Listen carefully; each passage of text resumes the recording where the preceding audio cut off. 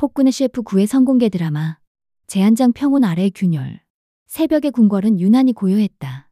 밤새 타올랐던 화덕은 이제 잿빛만 남았고 장독대 위에는 이슬이 맺혀 희미한 달빛을 머금고 있었다. 한치 앞을 내다보기 어려운 정막 속에서도 새벽 공기는 묘하게 무거웠다. 마치 궁궐 전체가 다음 한 수를 기다리며 숨을 죽이고 있는 듯했다.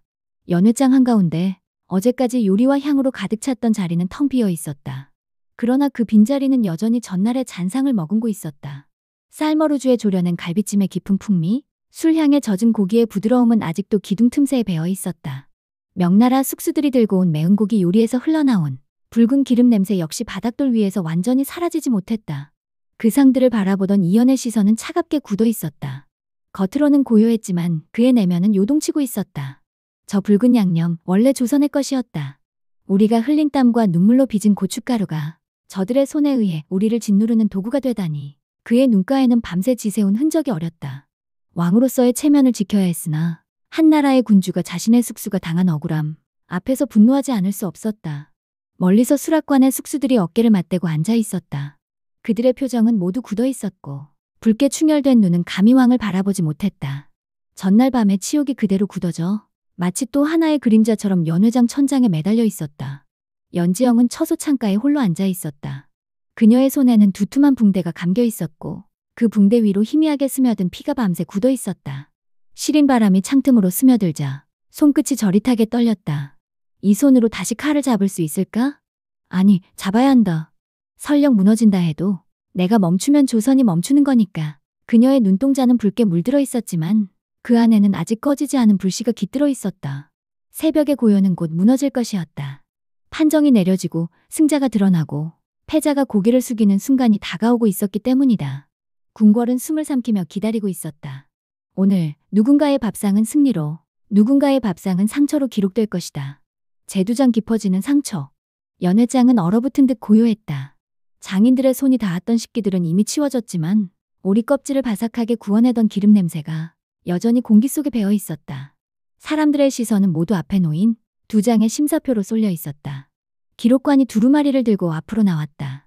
그의 손끝이 떨리는 듯 보였으나 목소리만큼은 차갑고 건조했다. 먼저 전하의 점수 공개하겠습니다. 조선 숙수의 경합요리 전하의 점수 7점. 명나라 숙수의 경합요리 전하의 점수 6점. 웅성임이 퍼졌다. 왕이 직접 명나라의 요리에 더 낮은 점수를 준 것이다. 사신의 눈매가 날카롭게 번쩍였다. 다음은 명사신의 차례. 기록관이 봉투를 뜯는 순간 모든 시선이 그의 손끝으로 쏠렸다. 조선 숙수의 경합요리 사신의 점수 5점. 명나라 숙수의 경합요리 사신의 점수 7점. 숫자는 짧았다. 그러나 그 울림은 천둥 같았다. 잠시 연회장은 정막에 휩싸였다. 그러나 이내 사람들의 표정은 하나 둘 굳어갔다. 이연의 눈매가 싸늘하게 가늘어졌다. 왕이 더 높은 점수를 줬는데도 패배라니. 사신의 입가에 비죽 떠오른 미소가 그 이유를 드러냈다. 점수는 단순한 수치일 뿐이지요. 승부의 향방은 합의와 체면에서 결정됩니다. 그 말은 곧 조선은 졌다는 선언이었다. 연지영은 붕대 감은 손을 무릎 위에 꼭 움켜쥐었다. 붉은 피가 다시 스며들었지만 그녀는 눈길조차 주지 않았다. 한 점 차이.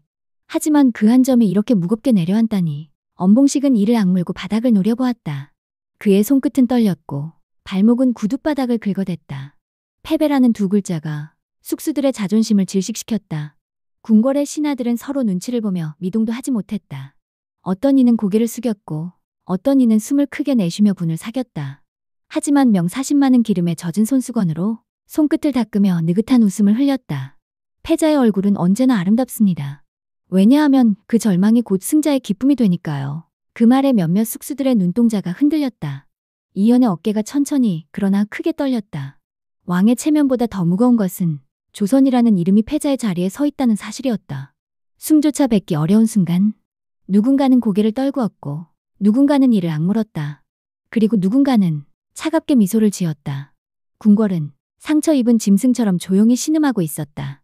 제세장 압력솥을 지켜라. 그날 오후 궁궐의 뒷문은 묘하게 술렁였다. 마치 바람이 방향을 잃은 듯 하인들의 발걸음이 부산스러웠다. 장춘생은 거친 숨을 몰아쉬며 무거운 나무 상자를 등에 메고 들어섰다. 등에는 굵은 땀이 송골송골 맺혔지만 눈빛만큼은 단단히 빛났다. 드디어 완성했소이다. 조선의 운명을 바꿀 압력솥. 그의 목소리는 갈라져 있었지만 그 안에는 자부심과 두려움이 동시에 담겨 있었다. 그는 장인은 장인답게 자기 손으로 만든 물건이 역사의 판도를 흔들 수 있음을 직감하고 있었다. 그러나 그 순간 그 상자 어디로 가져가시는 겁니까? 어둠 속에서 나타난 것은 강목주였다. 그의 눈매는 뱀처럼 가늘었고 입꼬리는 섬뜩하게 휘어 있었다. 뒤에는 수하들이 칼을 반쯤 뽑은 채 서 있었다. 그 물건 내게 넘기시지요.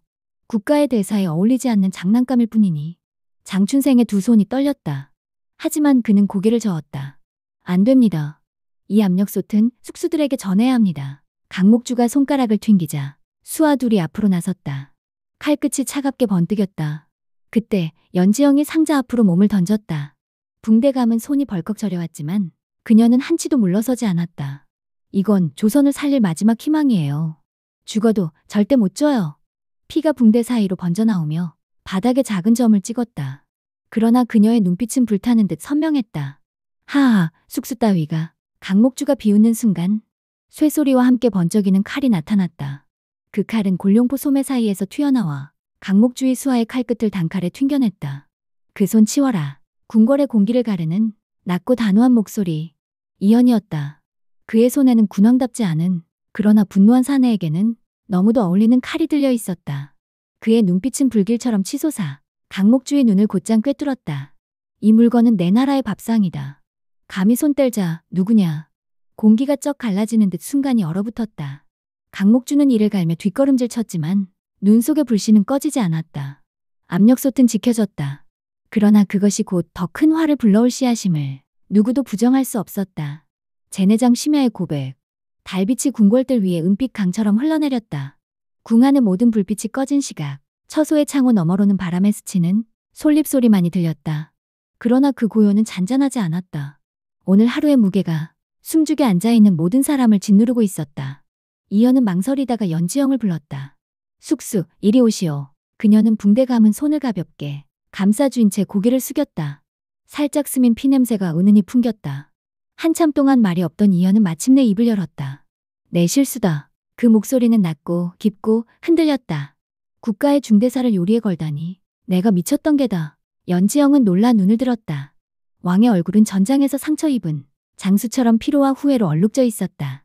왕좌에 앉아 나라를 호령하던 그 목소리는 사라지고 지금은 한 남자의 탄식만이 남아있었다. 전하, 그녀는 조심스럽게 입을 열었다. 질지라도 해볼 때까진 해봐야 되는 거잖아요. 포기하지 않으신다면 아직 끝난 게 아닙니다. 그녀의 눈빛은 고요했지만 그 안에는 불꽃이 있었다. 이연은 잠시 그녀의 얼굴을 똑바로 바라보았다. 왕으로서가 아니라 한 남자로서. 그의 가슴속 깊은 곳에 묻어둔 감정이 흔들렸다. 연민은 위로로 바뀌었고 위로는 연모로 번졌다. 하지만 그는 애써 그 마음을 누르며 고개를 숙였다. 나라를 지켜야 하는 자가 어찌 한 여인에게 마음을 빼앗을 수 있단 말인가. 그러나 동시에 또 다른 속내가 속삭였다. 나라를 지키려면 이 여인을 지켜야 한다. 창호 너머로 바람이 한번 세차게 스쳤다. 마치 앞으로 몰아칠 폭풍을 예고하듯 등불 심지가 흔들렸다. 이연은 천천히 붕대 감은 그녀의 손을 바라보았다. 그 손이 다시 칼을 잡을 수 있을지 확신할 수는 없었다. 그러나 분명한 건 그녀의 눈동자 속 불씨는 여전히 꺼지지 않았다는 사실이었다. 그 밤 달빛 아래의 고백은 서로의 마음에 깊은 균열과 연결을 동시에 새겨 넣었다. 제다섯 장 음모의 불씨, 궁궐 가장 깊은 회랑, 등불 하나 켜지지 않은 어두운 방. 그곳에 강목주가 먼저 와 있었다. 촛불 대신 향로만 은은히 피어올려 매캐한 연기 속에 그의 눈빛이 음흉하게 번졌다. 잠시 후 무거운 발소리가 들렸다. 제산대군이었다. 왕의 숙부라는 위엄을 걸친 얼굴이었지만 그 눈매에는 욕망의 그림자가 깔려 있었다. 대군마마, 강목주가 고개를 숙이며 속삭였다. 지금이 기회입니다. 대령 숙수를 제거한다면 전하의 분노가 폭발할 겁니다. 제산대군의 눈썹이 꿈틀거렸다. 너 감히 그런 말을 입에 담느냐? 전하께선 이미 숙수 하나의 마음을 빼앗기셨습니다. 그 사실을 모르는 이가 없습니다. 그 여인을 없애버리면 왕은 균형을 잃고 무너지실 겁니다. 그 틈을 마마께서 채우셔야 하지 않겠습니까? 강목주의 목소리는 달콤한 독처럼 귓가를 맴돌았다.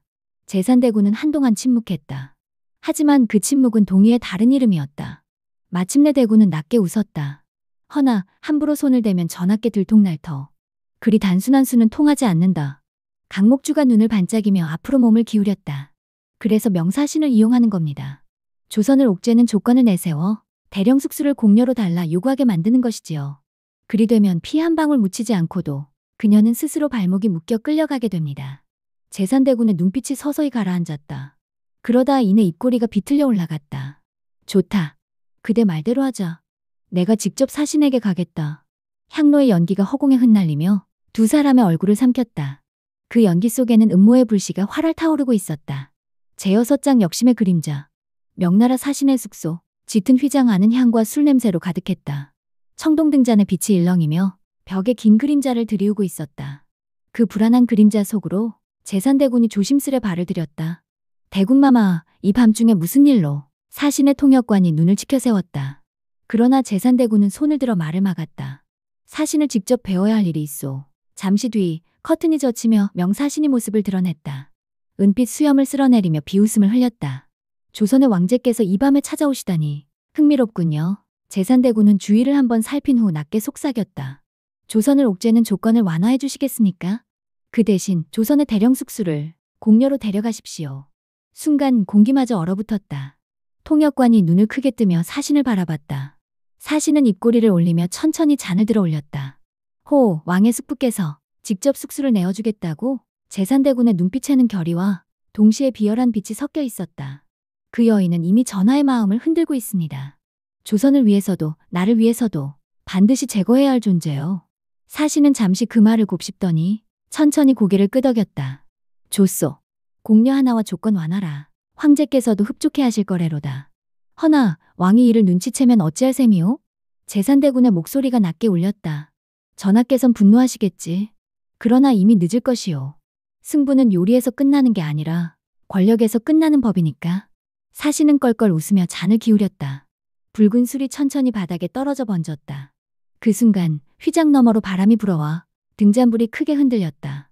그 불빛 속에서 드리운 제산대군의 그림자는 더 이상 왕의 혈육이 아니었다.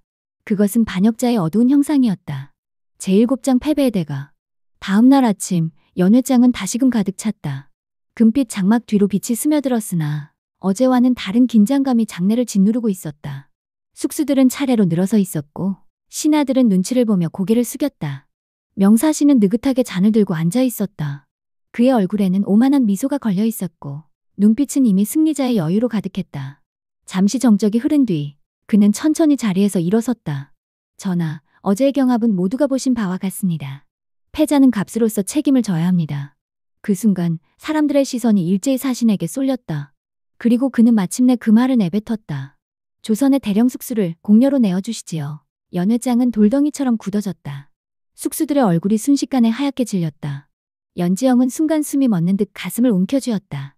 붕대감은 손끝이 떨렸고 그녀의 눈빛은 공포와 굴욕으로 흔들렸다. 나를 명나라로 보낸다고? 공녀로? 무슨 망발이냐? 이연이 자리에서 벌떡 일어나 골룡포 자락이 바닥을 스쳤다. 칼 같은 그의 목소리가 연회장에 울려 퍼졌다. 조선의 숙수는 조선의 자랑이다. 감히 딸을 재물처럼 내어달라니 이것이 사신의 도리란 말이냐. 그러나 명사신은 비웃음을 감추지 않았다. 패자의 자존심은 언제나 볼만하군요. 허나 황제께서는 새로운 맛을 갈망하고 계십니다. 그 맛을 만든 숙수를 황실에 바치는 것은 어찌 보면 전하께서 황제를 향한 충성의 증표가 되겠지요. 그 말은 칼보다 날카롭게 조선의 체면을 베어냈다. 신하들은 서로 눈치를 보며 아무 말도 하지 못했다. 궁궐은 마치 돌기둥으로 둘러싸인 감옥처럼 숨막히는 침묵에 빠졌다. 연지영의 눈가에 뜨거운 눈물이 맺혔다. 그러나 그녀는 고개를 들었다. 두려움에 휘청이는 몸을 다잡으며 그 눈빛 속에 꺼지지 않는 결연을 심어올렸다. 이연의 손은 이미 허리에 칼자루를 움켜쥐고 있었다. 분노는 왕좌를 넘어 한 사내의 심장을 흔들고 있었다. 패배의 대가는 생각보다 훨씬 더 잔혹했다. 제8장 분노의 왕. 연회장 공기는 이미 끓어오르고 있었다. 사신의 오만한 요구가 떨어지자 조선 장수들의 손이 일제히 칼자루로 향했다. 갑옷의 쇠소리가 맞부딪히며 긴장이 불꽃처럼 튀어올랐다. 감히 우리 숙수를 공녀라 부르다니. 한 장수가 이를 갈며 앞으로 나서려 하자 대신들이 다급히 막아섰다. 그러나 그들의 눈빛 속에서도 분노의 불길은 억누르지 못하고 일렁였다. 명나라 측 무사들 또한 움직였다. 긴 창끝이 번쩍이며 줄지어 들려졌다. 잠시 후 궁궐 한가운데는 조선과 명나라 군사들이 서로 맞붙을 듯 대치하는 형국이 되었다. 숨소리조차 칼날처럼 날카롭게 갈라지는 순간 그만 이현의 목소리가 천둥처럼 울려 퍼졌다. 왕의 눈빛은 이미 검붉은 화염이 되어 있었다. 그는 골룡포 자락을 젖히며 천천히 자리에서 일어섰다. 한 걸음, 두 걸음. 마치 궁궐 기둥조차 그 걸음을 막지 못할 듯 위험과 분노가 뒤섞인 발걸음이었다. 그리고 그의 손이 허리에 칼자루를 움켜쥐었다. 순간 장내의 공기가 무너져 내렸다. 조선의 딸을 욕보이려는 자. 내 손에 먼저 무릎 꿇게 하리라. 칼날이 반짝이며 연회장 불빛을 쪼개 올랐다. 그 순간 모든 시선은 골룡포를 입은 왕에게 빨려 들어갔다. 연지영의 숨이 멎는 듯 가슴이 조여왔다. 전하, 이대로라면 전쟁이다. 사신은 그저 입꼬리를 올리며 비웃음을 흘렸다.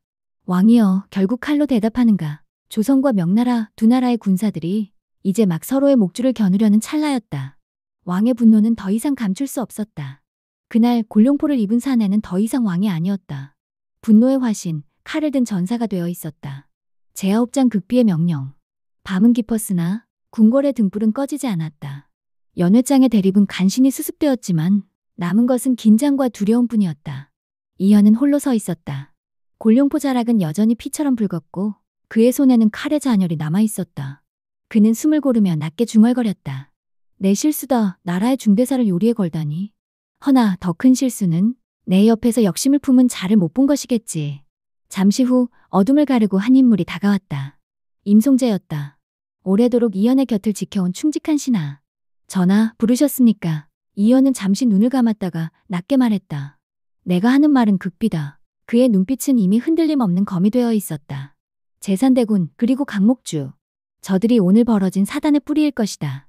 명사신의 요구가 저절로 나온 것 같으냐? 임송재의 얼굴이 굳어졌다. 전하, 설마. 그래. 역심이다. 이현은 목소리를 낮췄지만 그 안에는 번개 같은 분노가 담겨 있었다. 너는 당장 저들의 움직임을 추적하라. 누구와 손을 잡았는지, 무엇을 약속했는지 한치도 빠짐없이 알아내라. 그리고 보고는 오직 내게만 올려라. 임송재는 깊이 머리를 숙였다. 명 받들겠나이다. 잠시 정적이 흘렀다. 달빛이 창호를 비추며 두 사람의 그림자를 길게 드리웠다. 그 그림자는 한쪽은 단호했고 다른 한쪽은 무거웠다. 이현은 다시 혼잣말처럼 내뱉었다.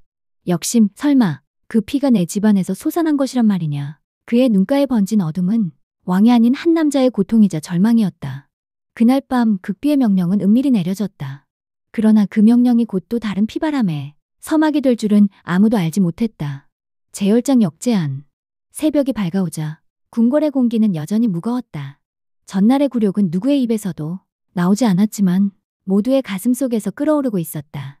연지영은 처소의 좁은 마루에 앉아 손을 감싼 붕대를 다시 고쳐매고 있었다. 밤새 번진 핏자국이 선명했으나 그녀의 눈빛은 오히려 더 단단해져 있었다. 무너져도 좋다. 하지만 싸움은 내가 끝까지 가져가야 한다. 그때 궁궐 깊은 곳에서 은밀한 회의가 열렸다. 이현과 몇몇 핵심 신하들, 그리고 연지영이 불려왔다. 명사신의 요구 연지영을 공녀로 내어달라는 여전히 공기 속에 맴돌고 있었다. 사람들의 시선은 불안과 분노로 얽혀 있었지만 이현의 눈빛은 차갑게 빛났다. 사신에게 역으로 제안하겠다. 그의 목소리가 방 안의 침묵을 가르며 흘러나왔다. 신하들이 술렁였다. 전하, 무슨 공녀는 내어주지 않는다. 대신 마지막 경합 3차전의 주제를 우리가 정한다. 사람들의 숨이 멎었다. 이현은 곧바로 연지영을 바라봤다. 그 눈빛 속엔 의심도 망설임도 없었다. 숙수, 자네가 마지막 주제를 말하라. 연지영은 잠시 고개를 숙였다가 천천히 입을 열었다. 오골계 삼계탕. 압력솥으로 끓여낸 조선의 보양 요리입니다. 회의장은 한순간 얼어붙었다. 누군가는 눈을 크게 떴고 누군가는 믿기지 않는 듯 고개를 저었다. 숙수, 내 손이 아직 완전히 낫지 않았는데 게다가 새로운 기계를 그것도 경합의 무대에서 쓰겠다고? 모두의 우려를 뒤로한 채 연지영의 목소리는 더 단단해졌다. 조선의 의술과 보양 철학을 담아낸 이 요리야말로 우리가 세상에 내세울 수 있는 진짜 힘입니다. 압력솥은 장춘생이 목숨을 걸고 지켜낸 마지막 희망입니다. 만약 이걸로도 이길 수 없다면 저 또한 더는 할 말이 없습니다. 이현의 눈빛이 흔들렸다. 그러나 그 흔들림은 곧 결단으로 바뀌었다. 좋다. 그렇게 하자. 그의 목소리는 낮았지만 방 안의 모든 이들에게는 번개처럼 울려 퍼졌다. 명사신에게 전하라. 조선은 공녀 대신 마지막 경합으로 승부를 본다고. 그 순간 연지영의 눈가에 눈물이 맺혔다. 두려움의 눈물이 아니었다. 끝내 물러서지 않겠다는 결심의 눈물이었다. 제11장 최후의 경합. 드디어 세 번째 경합의 날이 밝았다. 궁궐 마당에는 긴장막이 다시 드리워졌고 수많은 시선이 양국 숙수들에게 쏠려 있었다. 이번이 마지막 승부였다. 지면 조선은 체면을 잃고 연지영은 공녀로 끌려갈 운명에 처할 터였다. 이현은 골룡포 차림으로 어저에 앉았다. 그러나 그의 눈빛은 더 이상 흔들리지 않았다. 오늘 조선의 운명을 요리에 건다. 명사시는 비웃음을 감추지 않았다. 새로운 소치라니 기계 따위로 전통을 이길 수 있을까요? 연지영은 압력솥 앞에 섰다.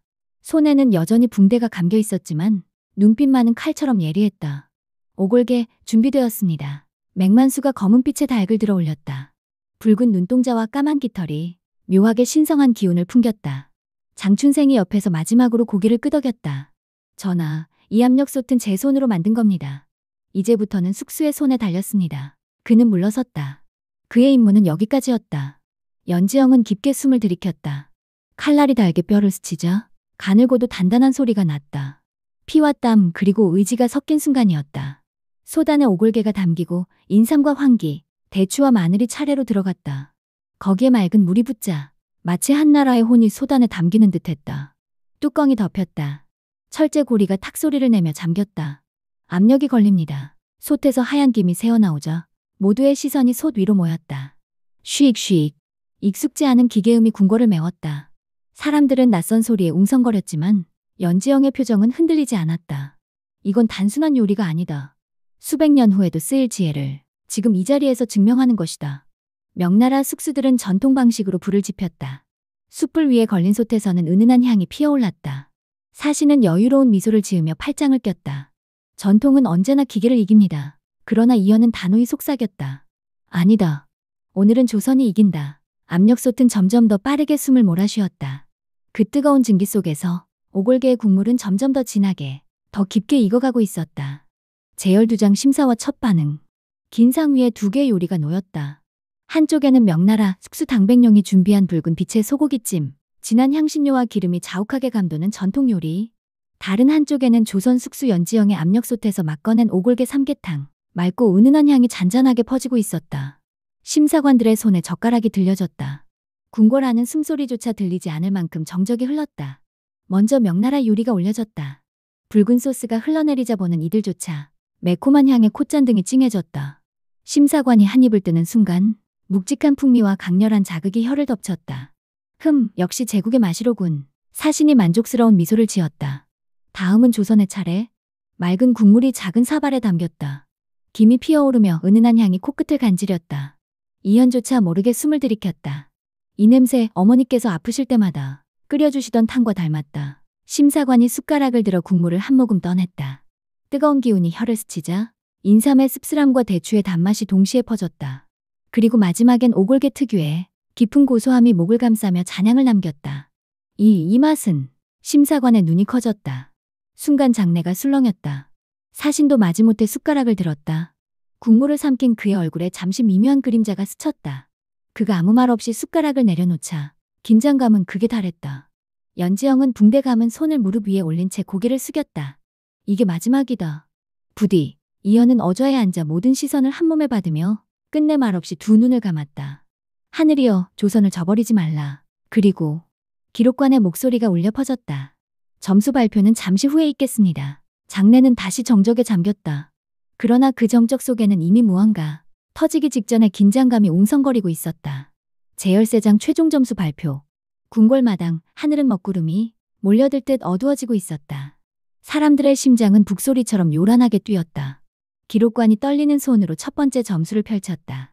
조선 숙수의 오골개 삼계탕, 전하의 점수 7점. 순간 조선 측 사람들의 입가에 희미한 미소가 번졌다. 7점 결코 낮지 않은 점수였다. 이현은 눈빛을 거두지 않은 채 굳은 얼굴로 고개를 끄덕였다. 내가 줄 수 있는 최고 점수다. 조선의 혼이 담겨 있으니까. 그러나 곧이어 읽히는 두 번째 점수. 명나라 숙수의 소고기찜, 전하의 점수 6점. 웅성임이 퍼졌다. 왕이 직접 명나라의 요리에 더 낮은 점수를 준 것이다. 사신의 눈매가 날카롭게 번쩍였다. 다음은 명사신의 차례. 기록관이 봉투를 뜯는 순간 모든 시선이 그의 손끝으로 쏠렸다. 조선 숙수의 오골개 삼계탕, 사신의 점수 6점. 명나라 숙수의 소고기찜, 사신의 점수 7점. 정적. 숨을 들이켠 이마저 없었다. 곧 기록관이 두 손을 맞잡으며 외쳤다. 따라서 최종 결과 조선 열세점, 명 열세점. 무승부. 순간 장내가 요동쳤다. 무승부라니. 이번에도? 사람들의 분노와 안도, 혼란이 한꺼번에 터져나왔다. 연지영은 잠시 숨을 멈춘 뒤 붕대감은 손을 꼭 움켜쥐었다. 이걸로 아직 끝나지 않았다. 하지만 무승부라니. 이현은 어저에 앉아 눈을 감았다. 그의 속내는 누구에게도 들리지 않았다. 결국 이렇게 흘러가는구나. 그러나 마지막 장은 내가 써야 한다. 사신은 의미심장한 미소를 지으며 속삭였다. 무승부가 3번이면 결국 우리 명나라의 승리이지요. 전하, 기억하고 계시겠지요? 이현의 눈빛이 번개처럼 차갑게 빛났다. 그 순간 궁궐 공기는 한층 더 무겁게 가라앉았다. 제열내장 정치적 음모의 폭발. 무승부라는 기록관의 외침이 끝나자 궁궐 안팎은 곧장 불길에 휩싸인 듯 술렁였다. 누군가는 주먹을 쥐었고 누군가는 안도의 한숨을 내쉬었으며 누군가는 차가운 미소로 입꼬리를 올렸다. 그 중에서도 강목주의 표정은 달랐다. 입술 끝에 피어오른 미소는 달콤하면서도 독을 품은 듯했다. 그는 조용히 제산대군에게 몸을 기울였다. 지금이 기회입니다. 대령숙수를 제거한다면 전하의 분노는 폭발할 겁니다. 강목주의 목소리는 낮았지만 귀에 비수처럼 꽂혔다. 제산대군의 눈빛이 잠시 흔들렸다. 그러나 곧 권력의 불꽃이 그 눈에 켜졌다. 좋다. 더 이상 기다릴 필요 없지. 그날 밤 비밀의 방에서 또 다른 음모가 짜여졌다. 제산대군은 직접 명사신을 불러 은밀히 술상을 마련했다.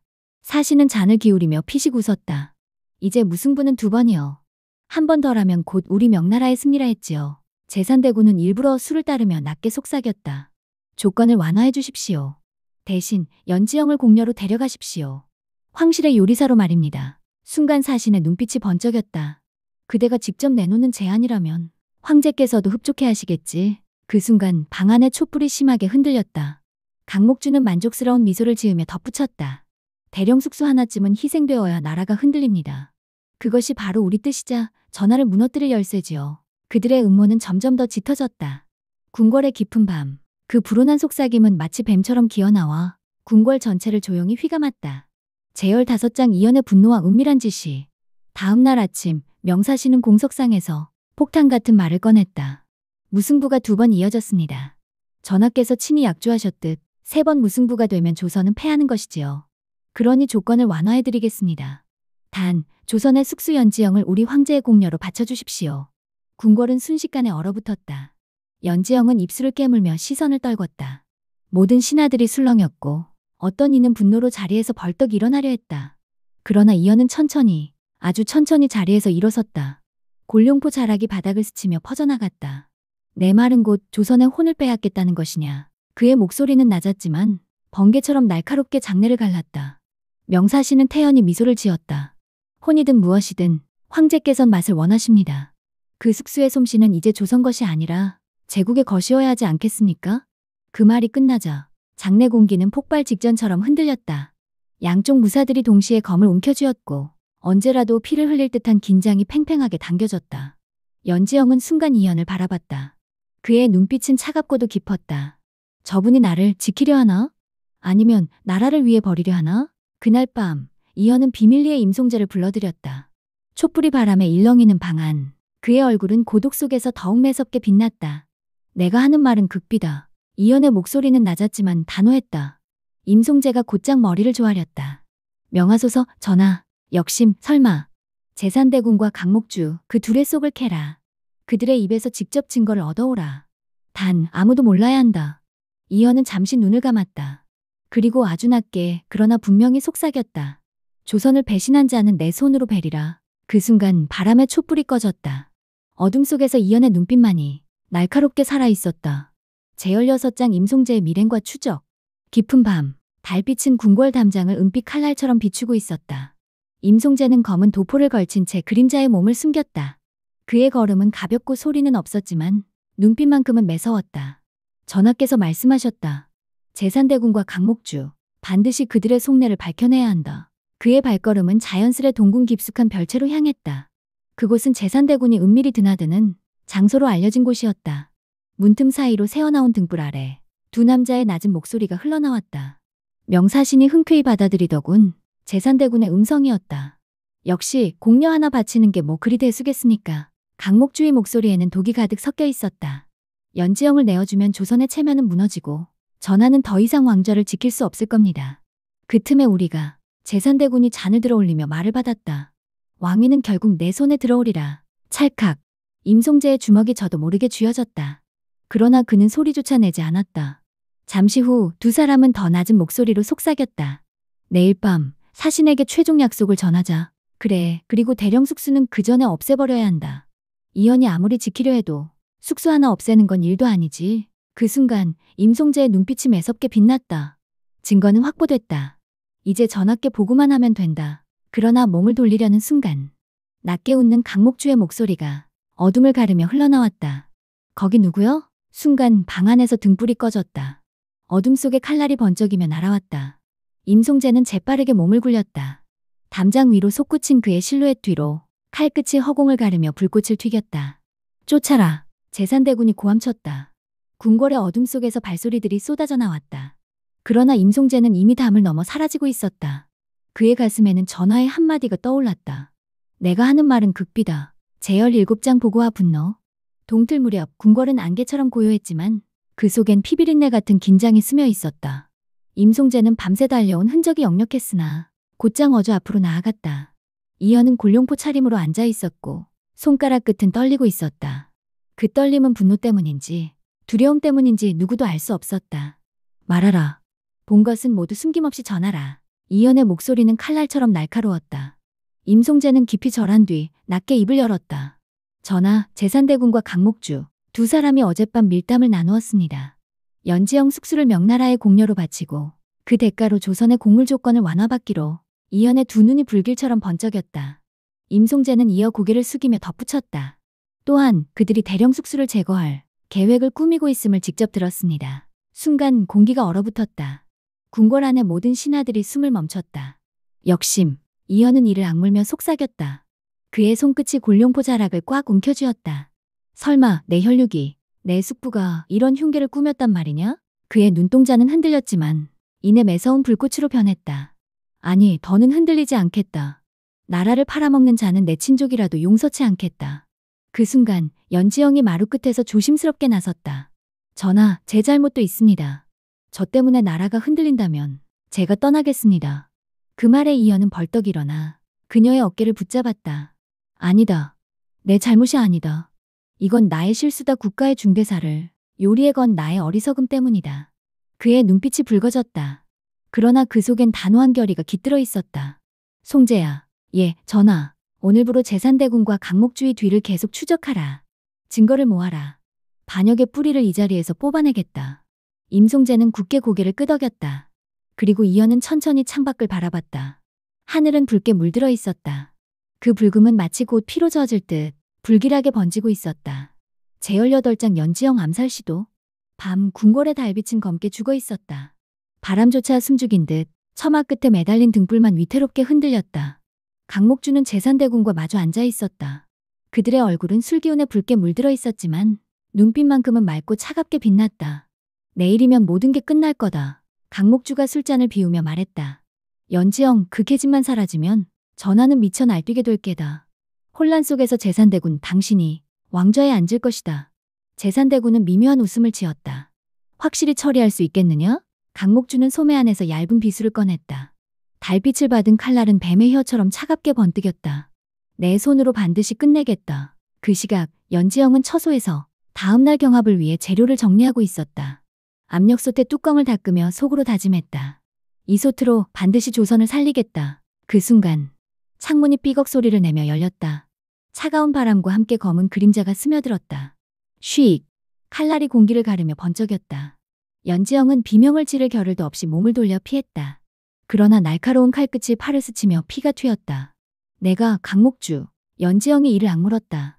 강목주는 광기 어린 눈빛으로 웃었다. 그래, 내가 사라져야 내가 산다. 다시 한번 칼이 내리쳤다. 그러나 그 순간 처마 위에서 검은 그림자가 뛰어내렸다. 쾅! 칼과 칼이 부딪히며 불꽃이 튀었다. 내 수작은 여기까지다. 임송재였다. 그는 번개처럼 칼을 뽑아 강목주의 공격을 막아냈다. 둘의 칼끝이 번쩍이며 방 안을 휘갈겼다. 연지영은 벽에 기대어 숨을 고르며 붕대 감은 손으로 다시 압력솥을 꼭 끌어안았다. 이 손만은 절대 뺏기지 않는다. 제산대군이 멀리서 지켜보다 이를 악물었다. 망할 놈, 임송재. 그러나 그는 곧 뒤돌아 어둠 속으로 사라졌다. 아직 기회가 남았다는 듯 싸늘한 미소를 남긴 채 제19장 강목주의 몰락과 제산대군의 반전 카드. 칼끝이 부딪히는 소리, 거친 숨소리, 방안을 가득 채운 긴장. 결국 강목주의 칼은 임송재의 날카로운 반격에 튕겨나갔다. 쾅! 비수가 바닥에 떨어지며 찬 울림을 냈다. 이제 끝이다, 강목주. 임송재는 강목주의 팔을 비틀어 땅에 내리꽂았다. 강목주는 이를 갈며 버둥거렸지만 이미 그의 손목은 묶여 있었다. 연지영은 아직 떨리는 손으로 압력솥을 품에 안은 채 낮게 말했다. 왜 나를 죽이려 한 거요? 강목주의 얼굴은 피로 얼룩졌으나 눈빛만큼은 광기에 젖어 있었다. 내가 살아있는 한 전하는 변하지 않는다. 내가 사라져야 조선도, 명나라도 모든 것이 흔들린다. 나는 단지 세상을 바꾸려 한 것뿐이다. 세상을? 임송재가 차갑게 웃었다. 배신과 피로 세상을 바꾸겠다고? 너의 끝은 감옥뿐이다. 강목주는 끝내 포박당에 끌려갔다. 그러나 그의 눈은 마지막까지 제산대군을 향했다. 그 눈빛은 이제 당신 차례다 라고 말하는 듯 섬뜩했다. 그 시각 어둠 속에 숨어 모든 것을 지켜보던 제산대군은 혼잣말처럼 중얼거렸다. 강목주는 끝났군. 하지만 아직 남은 패가 있다. 그는 은밀히 품속에서 두루마리를 꺼냈다. 그 안에는 명나라 사신과의 서약문, 그리고 조선 조정의 약점을 적은 밀서가 들어있었다. 이걸 내놓는 순간 조선은 무너진다. 이현, 넌 아무리 발버둥 쳐도 내 손바닥을 벗어날 수 없다. 그의 입술 끝에 서늘한 웃음이 번졌다. 강목주가 쓰러진 자리에 이제 제산대군이 더 큰 불길로 타오르려 하고 있었다. 제스물장 최종 결전과 몰락, 궁궐정전, 수백 개의 등불이 타올라 한나처럼 밝았다. 이현은 어저에 앉아 있었고 그의 눈빛은 번개처럼 날카로웠다. 양쪽으로 조정 대신들이 줄지어 서 있었다. 임송재가 앞으로 나섰다. 그의 손에는 피 묻은 비수와 함께 한 장의 밀서가 들려 있었다. 전하, 증거를 확보했습니다. 제산대군이 명나라 사신과 내통하여 조선의 숙수 연지영을 공료로 바치려 한 서약문입니다. 장내가 술렁였다. 모든 시선이 제산대군을 향했다. 제산대군은 담담한 얼굴로 앞으로 나섰다. 그러나 그 담담함은 곧 광기로 물들었다. 그래, 내가 했다. 무능한 왕 밑에서 나라가 기울어지는 꼴을 두고 볼 수 없었다. 내가 왕이 되어야 조선이 산다. 이현은 자리에서 일어나 천천히 그를 내려다봤다. 너는 나라를 살린다 하지 않았느냐. 허나 내 손은 배신과 피로 물들었구나. 내 피를 끊어야 조선이 산다. 제산대군이 미친 듯이 웃으며 검을 뽑았다. 그렇다면 여기서 결판을 내자. 쾅! 철이 부딪히는 소리가 정전을 뒤흔들었다. 이현의 검과 제산대군의 검이 불꽃을 튀기며 부딪혔다. 연지영은 숨을 죽이며 두 사람을 지켜보았다. 전하, 제발 살아남으셔야 합니다. 결투는 짧고 치명적이었다. 제산대군의 검이 크게 휘둘려 나가는 순간 이현의 검이 그의 가슴을 꿰뚫었다. 크윽! 제산대군은 무릎을 꿇으며 피를 토했다. 그의 입술 끝에 마지막 비웃음이 번졌다. 강목주가 나보다 먼저 갔구나. 하하. 그는 끝내 쓰러졌다. 검은 피가 궁궐 바닥을 적시며 서서히 번져갔다. 이현은 검을 거두지 않은 채 낮게 선언했다. 오늘부로 반역은 뿌리째 뽑혔다. 조선은 더 이상 무너지지 않는다. 그의 눈빛은 붉게 빛났고 그 옆에 선 연지영의 손끝은 눈물로 젖어 있었다. 그러나 그 눈물은 절망의 눈물이 아니었다. 이제 새로운 시작이 온다. 제21장 명사신의 굴복. 궁궐정전. 마지막 경합에서의 패배로 공기는 얼음처럼 차가웠다. 명사신은 승리의 미소를 감추지 않았다. 약조하셨지요, 전하. 세 번의 무승부와 패배 조선은 진 것입니다. 이제 연지영 숙수를 황제의 공료로 바치십시오. 그 순간 임송재가 앞으로 나섰다. 그의 손에는 밀서가 들려 있었고 목소리는 단호했다. 그 말은 틀렸습니다. 이 문서에는 제산대군과 강목주가 사신과 내통한 사실이 적나라하게 드러나 있습니다. 그들은 연지영 숙수를 명나라에 넘기려 했고 그 대가로 조건 완화를 약속받았습니다. 장내가 술렁였다. 신하들의 시선이 사신에게 쏠렸다. 사신의 얼굴은 순식간에 굳어졌다. 이현은 자리에서 일어나 천천히 걸어 나왔다. 그의 발걸음 하나하나에 궁궐의 공기가 무너져 내리는 듯했다. 사신, 그의 목소리는 낮았지만 칼날처럼 날카로웠다. 너는 요리 경합을 빌미로 조선을 농락했을 뿐 아니라 내 혈육과 손잡아 반역을 꾸몄다. 그 사실을 황제께 전한다면 너의 목이 어떻게 되겠느냐? 사신은 눈을 부릅떴으나 곧 입술을 깨물며 아무 말도 하지 못했다. 황제의 신임을 잃는 것은 곧 사신의 죽음을 의미했기 때문이다. 이현은 한 발 더 다가섰다. 따라서 3차전은 무효다. 조선은 패배하지 않았다. 그리고 공여 요구는 거부한다. 그의 선언은 번개처럼 장내를 가르며 울려 퍼졌다. 신하들의 눈빛에 눈물이 고였고 연지영은 손끝을 떨며 고개를 숙였다. 전하가 나를 지켜주셨다. 명사신은 끝내 체면을 구기며 고개를 숙였다. 좋습니다. 이번 일은 무승부로 처리하겠습니다. 이현은 차갑게 고개를 끄덕였다. 조선과 명예 체면을 위해 무승부라 하지. 그러나 진실은 역사가 기억할 것이다. 그 순간 궁궐 안의 등불이 일제히 타올랐다. 마치 새로운 시대의 시작을 알리는 불빛처럼